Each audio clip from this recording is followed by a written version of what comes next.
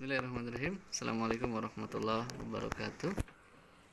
Alhamdulillahirrabbilalamin. Pada hari ini, hari Rabu 4 November 2020, bisa bertemu lagi. Teteh semua, gimana kabarnya? Setelah satu pekan kemarin tidak ada pembelajaran ya, karena ada libur nasional. Dan sekarang kita lanjutkan pembelajaran kita di bab sistem pencernaan. Untuk memudahkan pembelajaran, Bapak buat PowerPoint-nya itu semirip mungkin dengan buku modul ya. Jadi silakan teteh sambil melihat modulnya biar lebih paham nanti apa yang disampaikan. Oke, sudah siap semua? Oke, kita lanjutkan ya.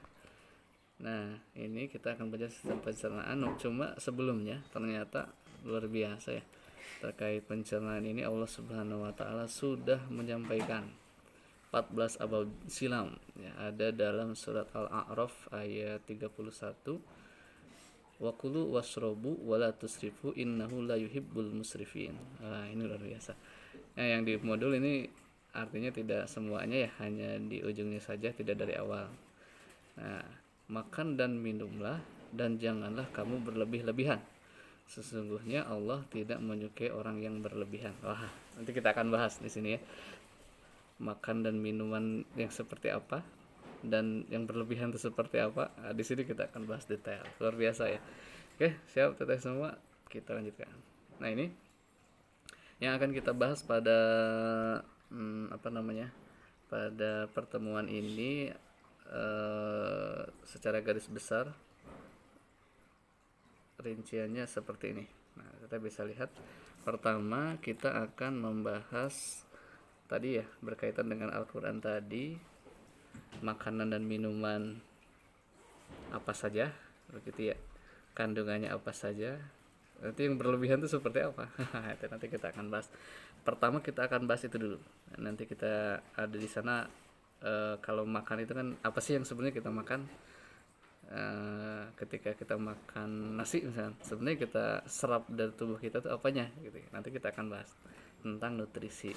Nah, baru setelah kita bahas kandungan-kandungan makanan, kita akan bahas yang kedua adalah sistem pencernaan tubuh kita gitu ya, dari mulai kita makan ya, sampai kita buang lagi, ini prosesnya seperti apa. Nah, nanti baru terakhir kita akan bahas penyakit-penyakit. Nah, ini mungkin juga familiar ya, di SD juga kelas 4 atau 5 juga sudah dibahas ya terkait ini. Nah, ini lebih ke nanti lebih kita banyak membahas, intinya ada di sini nih. Ini yang belum terlalu detail mungkin waktu di SD dulu. Oke, udah siap? Nah, kita lanjutkan. Yang pertama yang akan kita bahas adalah tentang energi dan nutrisi. Nah, ini sebentar. Nah, ini kebutuhan ya, pertama tentang energi. Teteh semua, sebenarnya ketika kita makan, sebenarnya kita sedang menyerap energi ya, energi dari makanan yang kita makan. Untuk apa? Untuk sebagai nantinya aktivitas yang kita lakukan, baik itu belajar, baik itu aktivitas fisik dan lain sebagainya. Sama halnya dengan mungkin kendaraan gitu ya. Kendaraan motor misalnya bisa bergerak karena ada energi ya, berupa ada bensin, ada premium, ada pertalite, pertamax. Nah, itu ada energi yang diambil oleh motor sehingga motor bisa bergerak, mobil dan sebagainya. Sedangkan kita sebenarnya dari mana energinya? Nah, dari makanan yang kita makan gitu ya. Nah, di sini kita lihat contoh misalkan ya, kalau misalkan makanan yang kita makan, satuan energinya itu adalah kalori. Mungkin sering kita dengar di iklan dan mungkin makanan dan sebagainya, kalori. Nah, itu kalori itu adalah satuan energi yang digunakan dalam makanan gitu. Nah, ini kalau teteh yang suka di bidang gizi ya, atau misalkan yang ingin jadi dokter, jadi farmasi dan lain sebagainya. Nah, ini nanti akan belajar detail ini. Ketika gizi seimbang itu butuh kalori berapa sih? Kalau aktivitasnya begini-begini butuh kalori berapa sih? Nanti kita lihat makanannya apa saja. Nah, itu yang disebut dengan diet. Jadi diet itu bukan stop makan, bukan. Diet itu adalah bagaimana makanan yang kita makan itu gizinya seimbang. Karena rata-rata orang yang diet kan yang kelebihan berat badan ya. Nah, bagaimana caranya agar berat badannya seimbang, begitu bisa dalam artian diturunkan.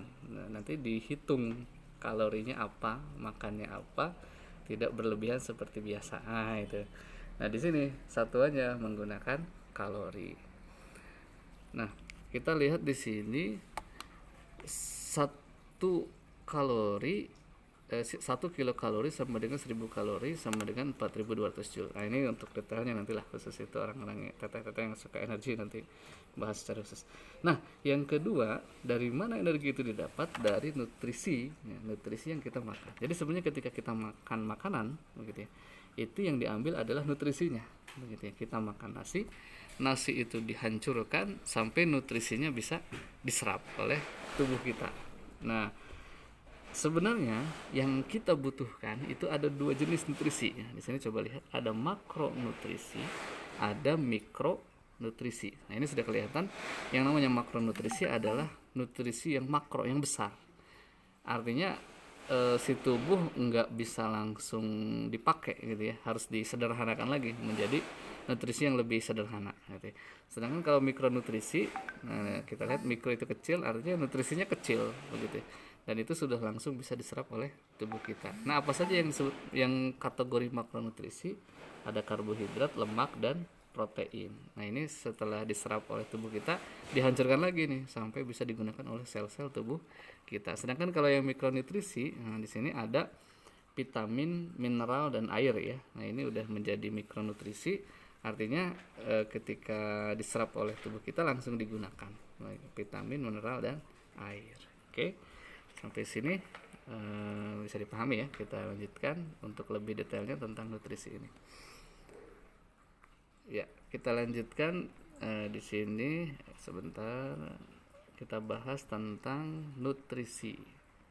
Mana ini, ininya belum muncul juga. Ah, ini dia. Satu lagi, oke. Ini. Ya, kita mulai tentang nutrisi dulu ya. Mana ini? Nggak muncul-muncul ya. Nah, ini dia. Oke. Nutrisi tadi dibagi 2, ada makronutrisi dan mikronutrisi. Ya, kita bahas dulu yang makro dulu ya. Yang makro dulu. Tadi ada karbohidrat, lemak, dan protein. Kita mulai dari karbohidrat. Nah, ini yang mungkin kita sering dengar ya teteh semua.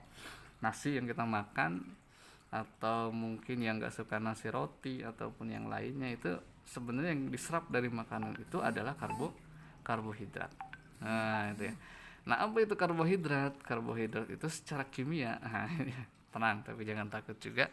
Pengetahuan saja, itu tersusun dari unsur karbon, hidrogen, dan oksigen, ya, CHO. Kemudian 1 gram karbohidrat menghasilkan energi 4,1 kilokalori.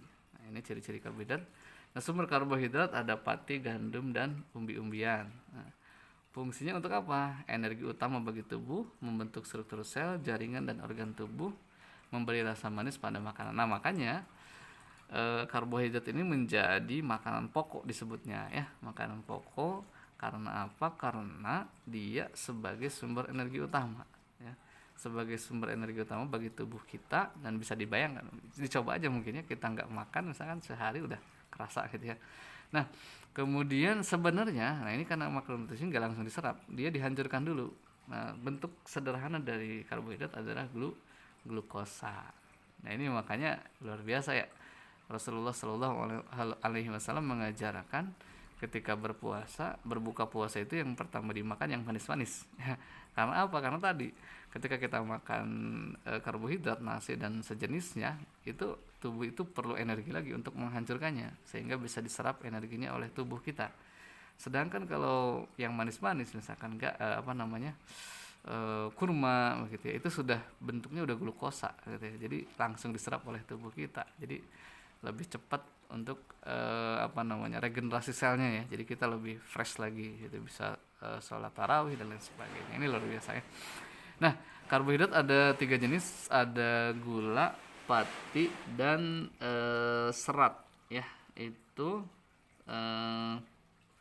Kalau gula berarti yang tadi ya, yang manis kayak misalkan buah-buahan tadi ya, kurma dan sebagainya, madu, susu. Nah, itu makanan yang karbohidratnya sudah bentuk gula gitu, atau gula langsung gitu ya, tebu dan lain sebagainya. Nah, ada karbohidrat yang bentuknya pati dan serat. Nah, kalau pati ya tadi ya, misalkan nasi, biji-bijian dan lain kentang, umbi. Nah, itu bentuknya pati. Kalau serat, nah ini biasanya apa namanya, eh, terdapat dalam dinding sel di tumbuhan biasanya kalau bentuknya serat ya.